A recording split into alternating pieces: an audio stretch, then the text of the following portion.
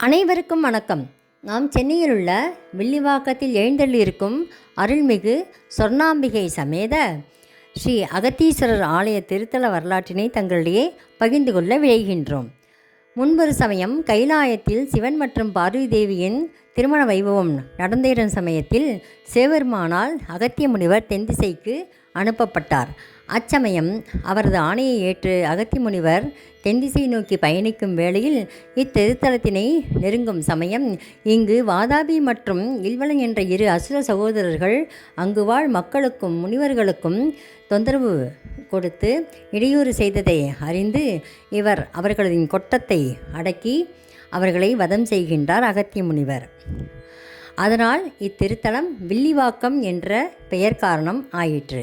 அத்துடன் அந்த இரு அசுர சகோதரர்களை கொண்டதனால் அவருக்கு பிரம்மஹத்தி தோஷம் தாக்குகின்றது. அதனால் அகத்திய முனிவர் தனது பிரம்மஹத்தி தோஷம் நீங்க இத்திருத்தலத்தில் சிவலிங்கம் அமைத்து அதை சிவபூஜை செய்து வழிபாடு செய்யலானார். அச்சமயம் அம்பிகையுடன் சிவபெருமான் காட்சியளிக்க அச்சமயம் அம்பிகை திருமண கோலத்தில் தங்க ஆபரணங்களுடன் காட்சியளிக்கிறாள். அதனால் ஸ்வர்ணாம்பிகை என்ற திருநாமத்துடன் அகத்தீஸ்வரர் என்று அகத்திய முனிவரால் ஈஸ்வரரும் இங்கே எழுந்தள்ளியிருப்பது மிகவும் சிறப்பு வாய்ந்ததாக கருதப்படுகிறது.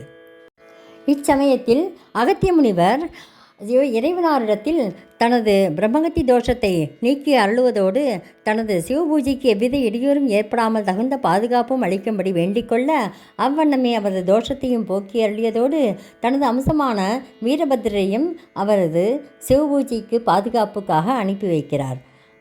அதன்படியே வீரபத்திரர் கோயிலின் தென்புற வாயிலில் வடக்கு முகமாக எழுந்தள்ளியிருக்கின்றார்.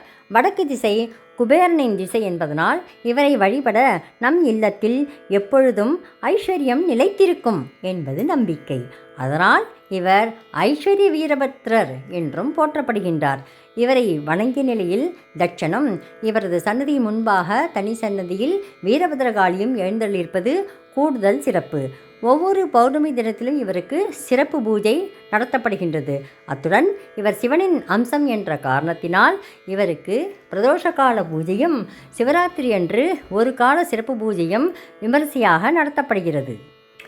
வாதாபி இல்வலனை வதம் செய்ததனால் ஏற்பட்ட பிரம்மஹத்தி தோஷம் நீங்குவதற்காக இங்கு வில்வ மரத்தின் அடியில் லிங்க பிரதிஷ்டை செய்து இவர் வழிபட்டதனால் இது வில்லிவாக்கம் என்ற பெயர் உண்டாயிற்று என்ற கருத்தும் நிலவுகின்றது. வைகாசி மாத பிரம்மோற்சவத்தின் பொழுது இந்த வாதாபி இல்வலனை அகத்திய முனிவர் வதம் செய்யும் காட்சி வைபவம் அரங்கேறுகிறது.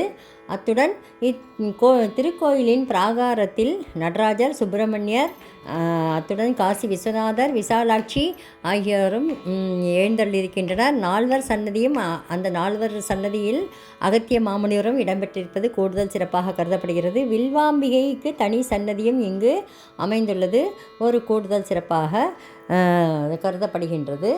அத்துடன் இத்திருத்தலத்தில் ஆதிசங்கரருக்கும் ஒரு தனி சன்னதி பிராகாரத்தில் அமைக்கப்பட்டுள்ளது. வளர்பிறை பஞ்சமி திதியில் இவருக்கு விசேஷ அபிஷேகம் நடைபெறுகிறது. மூல விநாயகர் அனுஜை விநாயகர் எனப்படுகிறார். அத்துடன் இத்திருக்கோயிலில் பல எண்ணற்ற அதிசயங்களும் இடம்பெற்றுள்ளன. அவை யாதனில் முதலாவதாக அம்பிகையின் நேரடி பார்வையில் குரு பகவான் எழுந்தள்ளியிருக்கிறார். அதனால் அம்பிகையை வேண்டிட குரு பார்வை கோடி நன்மை என்பார்கள். அப்படிப்பட்ட குருவின் பார்வை அம்பிகை நேரடி பார்வையில் இருக்கும் பட்சத்தில் நாம் அம்பிகையை வணங்கிட நமக்கு குரு பார்வையும் கிடைப்பதோடு குருவினால் ஏற்படக்கூடிய தோஷமும் நிவர்த்தியாகும் என்பது ஒரு கூடுதல் சிறப்பான நம்பிக்கை அல்லவா? மற்றொரு சிறப்பம்சம் யாதெனில் இத்திருக்கோயில் செவ்வாய் கோயில் என்றே அழைக்கப்படுகின்றது. இதன் பின்னணி சுவாரஸ்ய கதை யாதெனில் கிரகங்களில் அங்காரகன் எனப்படும் செவ்வாய் மிகுந்த ஒரு கொடுமை வாய்ந்ததாக விளங்கியதால் விஸ்வாமித்திர தலைமையில் இந்திராதி தேவர்கள் ஒரு யாகம் வளர்த்து அங்காரகனை கட்டுப்பாட்டில் கொண்டு வரும் நிமித்தம் செய்யவும் அதனால் அங்காரகன் மன்னிப்பு வேண்டி தன் பெயரில் இத்திருத்தலத்தில் ஒரு தீர்த்தம் அமைத்து இறைவனை வழிபட தான் கட்டுப்படுவதாகவும் வாக்களிக்கின்றார். அதனால் இந்திரன் இத்திருத்தலத்தில் அங்காரக தீர்த்தம் அமைத்து இறைவனை வழிபட்டதாக ஒரு கதையும், இவர்களால் ஏற்பட்ட சாபம் காரணமாக அங்காரகனே இங்கு அங்காரக தீர்த்தம் என்று அமைத்து இறைவனை வழிபட்டு சாபம் நீங்க பெற்றதாகவும் ஒரு கதை நிலவுகின்றது. அங்காரகனால் அமைக்கப்பட்ட இந்த தீர்த்தம் கோயிலின் வெளிப்புறத்தில் அமைந்துள்ளது. தீர்த்தத்தின் கரையிலேயே அரச மரத்தடியில் அங்காரகனும் வீற்றிருந்து அருள் பாலிக்கின்றார்.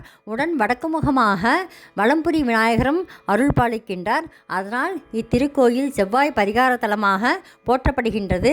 அத்துடன் ஆடி மாத செவ்வாய்க்கிழமை அன்றே அகத்திய முனிவருக்கு இறைவன் அம்பிகையுடன் காட்சியளித்ததாக ஐதீகம். அதனால் ஆடி மாத செவ்வாய்க்கிழமைகளில் சுவாமிக்கும் அம்பிகைக்கும் மிகுந்த விசேஷ பூஜை சிறப்பு வழிபாடுகள் நடத்தப்படுகின்றது. அச்சமயத்தில் பக்தர்கள் கூட்டம் அலைமோதும் என்றும் கூறுகின்றார்கள். மேலும் இத்திருக்கோயிலின் தூய்மையும் அழகும் நம் மனதிற்கு மேலும் அமைதியையும் நம்பிக்கையையும் அளிக்கின்றது என்பது திண்ணம். பக்தர்கள் தங்களது நியாயமான கோரிக்கையுடன் இத்திருத்தல இறைவனை தரிசித்து பலன் பெறுவீராக. நன்றி, வணக்கம்.